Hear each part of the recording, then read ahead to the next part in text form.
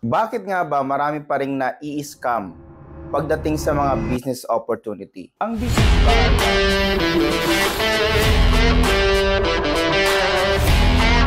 gawa ng business? Ako si CEO Paul.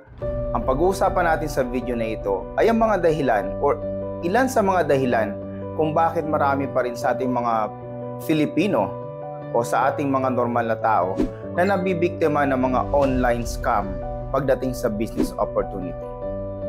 Way back nung nasa abroad ako as OFW, dahil marami akong oras para manood ng YouTube, manood ng kung ano-ano online, marami din akong pinasukan na mga masasabi ko na scam online.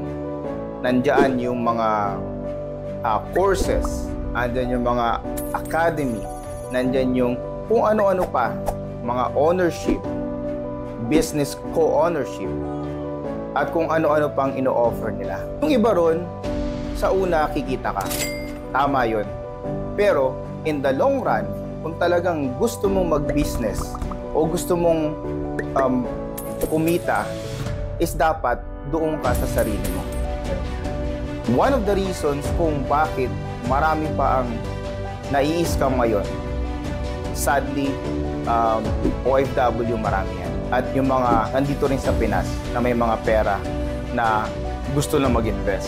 Iba kasi yung investment doon sa business opportunity, which we gonna discuss in some other video. Ang pag-uusapan natin ngayon kung bakit marami pa rin ang scam. Unang-unang dahilan ay dahil marami pa rin ang gustong kumita ng pera nang walang ginagawa. That is the term, walang ginagawa. Which is hindi totoo yun sa tunay na buhay. Kung ikaw gusto mong kumita, gusto mong magkaroon ng extra income, additional sa salary mo ngayon, maglaan ka ng time. Kung may pera kang pang-invest, maglaan ka ng time. Aralin mo kung ano yung bagay na kaya mong gawin. Kung ano yung produkto na kaya mong ibenta. Nang sa ganun, ikaw mismo ang magmamanage from the start. Then habang lumalaki yun, nakakakilala ka na or nagkakaroon ka na ng mga tao na kung saan pwede mong i-leverage yung process ng business mo. Doon ka pa lang magkakaroon ng pagkakataon na mabawasan yung trabaho mo as owner. Ang mahalaga, sa simula, huwag kang magpabudol. Huwag kang magpabudol sa mga bagay na hindi mo naman maiintindihan o sa mga bagay na hindi mo kontrolado in the long run. Sa mga ino-offer ngayon sa internet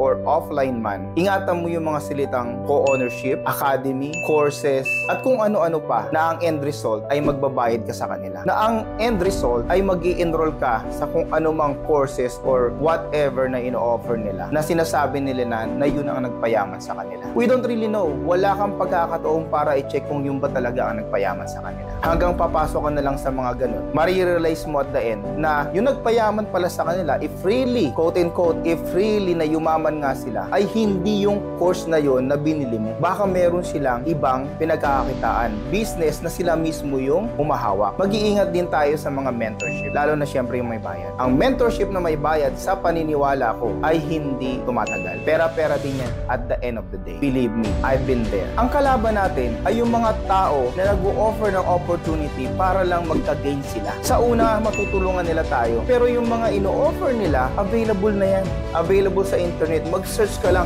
how to start a business. Kung ang business mo ay ganito, how to start na business na ganito. Nandyan na yan. Kinumpay lang yan ng mga budolero sa online at ibinibenta as a course. Na ikaw naman, akala mo yung mga kotse nila, yung mga bahay nila, yung mga resort nila, yung mga pagpunta nila abroad, is yun ang mismong dahilan. Yun ang nagpayaman sa kanila. Kaya mag-iingat tayo. Sa akin, ang gusto kong i-impart, the reason why me and the group that I am belong is nag-o-offer sa inyo ng mga ganitong video. Kasi gusto namin na maiba naman. Magkaroon tayo ng community na nagtutulungan talaga. Walang bentahan, wala kung ano, walang hidden agenda. That is the reason why I created my own group to start with. Facebook group, Future CEO Community. Yun yung group. If you're a person na gusto magnegosyo or may negosyo ngayon na gusto ng tulong, real and genuine mula sa isang serial entrepreneur na katulad ko at sa iba pang mga kasama ko sa grupo. Join ka sa group and we will start doing interviews, assessment, and help. Doon natin sisimulan lang sa group na. Lagi niyong tatandaan, ang tunay na laban sa buhay ay yung ikaw mismo ang haharap. Ang tunay na tagumpay ay yung ikaw mismo ang gumawa. Sabi nga, kung kaya mong payamanin ang ibang tao sa pamamagitan ng pagbili ng kung ano-anong ino-offer nila, bakit hindi mo kayang payamanin yung sarili mo? Sa pamamagitan ng pagtuklas kung ano talaga yung gusto mong gawin, kaya mong gawin na related sa skills mo, related sa pinag-aralan mo kung nag-aral ka man, o related sa experience mo. Walang shortcut ang success. Again, success is a choice. So choose success. See you around.